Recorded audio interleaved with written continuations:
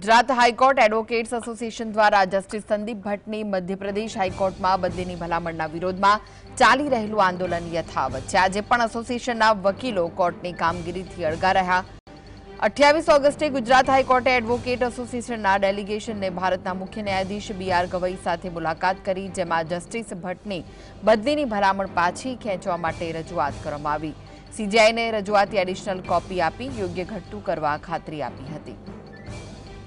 માની રહ્યા છીએ કે આ બદલી પ્યુનિટિવ છે અને કોઈ કારણસર જસ્ટિસ સંદીપ ભટ્ટની જે ઓનેસ્ટી અને ઇન્ટિગ્રિટીની જે વાત કરી રહ્યા છે, જે જજમેન્ટ લખી રહ્યા છે, એ વાત કોઈને ખૂંચી રહી છે અને એના કારણસર સુપ્રીમ કોર્ટમાં ખોટી માહિતીઓ આપી અને એમની બદલી કરવામાં આવી હોય એવું અમે સ્પષ્ટપણે માનીએ છીએ।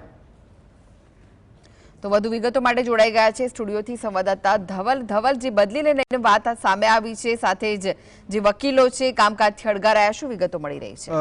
જી ચોક્કસથી કૃષ્ણા, વાત કરવામાં આવે તો ગુજરાત હાઈકોર્ટના ન્યાયમૂર્તિ સંદીપ ભટ્ટની જે બદલીની ભલામણ છે તે મધ્યપ્રદેશ હાઈકોર્ટ ખાતે કરવામાં આવી છે, તેને જ લઈને મંગળવાર બપોર બાદ એટલે કે મંગળવાર રિસેસ બાદ વકીલો છે તે કામથી અળગા જોવા મળી રહ્યા છે। એટલે કે કહી શકાય કે આ બદલી છે તે એક ઇરાદાપૂર્વક કરવામાં આવી હોય તેવું તેમનું સ્પષ્ટપણે માનવું છે। તેને જ લઈને જે ગુજરાત હાઈકોર્ટ એડવોકેટ એસોસિએશનનું જે ડેલિગેશન છે, 6 સભ્યોનું ડેલિગેશન છે, તે ગઈકાલે સુપ્રીમ કોર્ટના ચીફ જસ્ટિસ BR ગવઈને પણ મળવા પહોંચ્યું હતું। ત્યાં આગળ પણ તેમના દ્વારા જે રજૂઆત છે તે કરવામાં આવી। ત્યાં આગળ BR ગવઈ દ્વારા પણ તેમને કહેવામાં આવ્યું છે કે જે કોઈ યોગ્ય ઘટતું કરવાની જે ખાતરી છે તે પણ આપવામાં આવી। ત્યારબાદ જસ્ટિસ સૂર્યકાંતને પણ જે ડેલિગેશન છે તે મળ્યું હતું, પરંતુ જે સુપ્રીમ કોર્ટની કોલેજિયમ છે તે કોલેજિયમને મળવાનું હજી બાકી રહ્યું હતું, કારણ કે કોઈ વ્યસ્તતાના કારણે સુપ્રીમ કોર્ટ કોલેજિયમ તેમને નથી મળી શકી। તેને કારણે હજી સુધી જે આંદોલન છે તે યથાવત જોવા મળી રહ્યું છે। વકીલો દ્વારા કામ ન કરવાની જે ચીમકી છે તે ઉચ્ચારવામાં આવી હતી, તેને જ લઈને અત્યારે પણ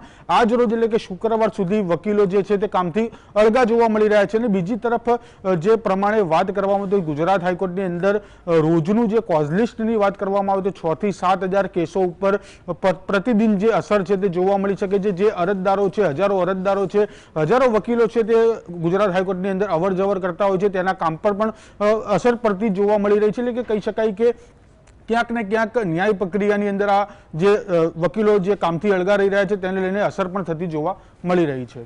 જી, આભાર ધવલ સમગ્ર માહિતી આપવા।